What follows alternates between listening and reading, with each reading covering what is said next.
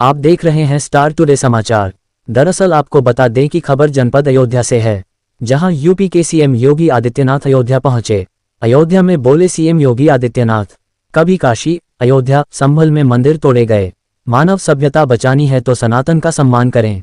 सनातन धर्म ने विपत्ति में हमेशा शरण दिया, आपस में बंटने का नतीजा देख दिया है। पाकिस्तान, बांग्लादेश इसका उदाहरण है। पाकिस्तान, बांग्लादेश में हिंदुओं पर जुल्म। पहले हमारे मंदिरों को तोड़ा गया। औरंगजेब के वंशज आज रिक्शा चला रहे हैं। कैमरामैन शाहनवाज मंसूरी के साथ उत्तर प्रदेश हेड इंचार्ज विष्णु ठाकुर की रिपोर्ट। असरफी भवन और इस पीठ के माध्यम से जो कार्यक्रम आयोजित किया गया है, यह पीठ स्वयं ही प्रभु की असीम कृपा की पीठ है। आज से नहीं, सैकड़ों वर्षों से अपने धार्मिक परंपरा के लिए जानी जाती है। श्री राम जन्मभूमि आंदोलन के दौरान पूरे श्रद्धा और समर्पण भाव के साथ इन धार्मिक पीठों ने इस पूरे आंदोलन को यज्ञ मान करके उसे सफलता की नई ऊंचाई तक पहुंचाने का काम किया था, और आज परिणाम हम सबके सामने है। याद करिए उन दो तिथियों को जब 5 अगस्त 2020 को प्रधानमंत्री मोदी जी के करकमलों से 500 वर्षों की दास्ता के कालखंड की उस कलंक को समाप्त करने के बाद अयोध्या में राम जन्मभूमि पर प्रभु राम के भव्य मंदिर के कार्यक्रम का शुभारंभ हुआ। और 22 जनवरी 2024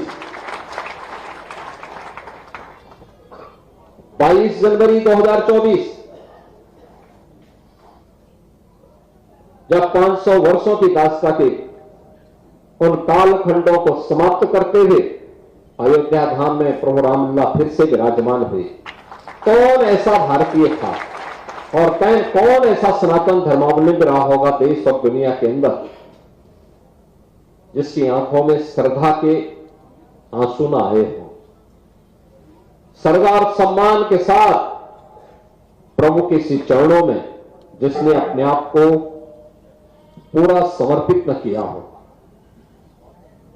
और यही तो है हमारी परंपरा, यही परंपरा है जिस पर हर भारतवासी गौरव की अनुभूति करता है। और इसी के बारे में तो हमारे पावन प्रबंध काव्य और पावन ग्रंथ कहते हैं कि दुर्लभम भारतीय जन्म मानुषम तत्र दुर्लभम,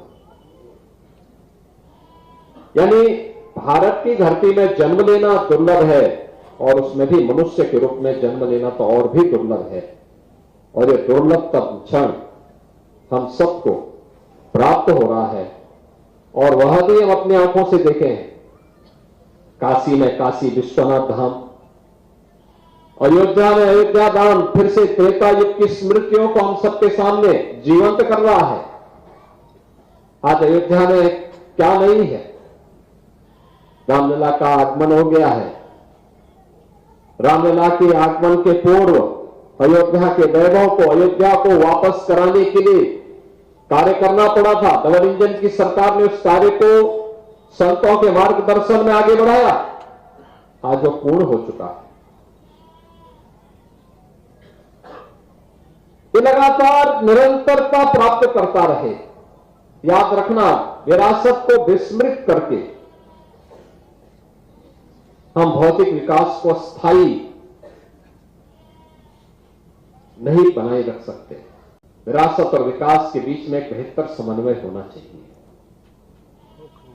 यज्ञ उसी की प्रेरणा देता है, यानी यज्ञों के पीछे का भाव ही यही है कि इसका एक पक्ष है सांसारिक उत्कर्ष का और दूसरा पक्ष है जीवन में सफलता के लिए मुक्ति प्राप्त हो। सांसारिक उत्कर्ष विरासत को बनाए रख करके भारत की परंपरा अपने इष्ट देवों से, भारत के इन पावन धर्मस्थलों से, मानव बिंदुओं से, जो हमारे आदर्श हैं, हमारी प्रेरणा है, उनसे प्रेरित होकर के निरंतरता प्राप्त कर सके और उन मूल्यों और उन आदर्शों को ध्यान में रख करके जब हम आगे बढ़ेंगे तभी भारत भारत बना रहेगा। और ये हमारा सौभाग्य है कि आज प्रधानमंत्री मोदी जी के नेतृत्व में पूरा देश अपनी विरासत का कछोड़े बनाए रखते हुए विकास की एक नई बुलंदियों को छूता हुआ दिखाई दे रहा है। फिर से नया भारत एक विकसित भारत के रूप में आगे बढ़ रहा है। इस विकसित भारत के लिए हम सबको आगे मिलकर के काम करना होगा। और मैं बार बार इस बात को कहता हूं कि अगर विश्व मानवता को बचाना है तो उसका एक ही मार्ग है, वह है सनातन धर्म का सम्मान करो। सनातन धर्म सुरक्षित है तो दुनिया में सब कोई सुरक्षित है।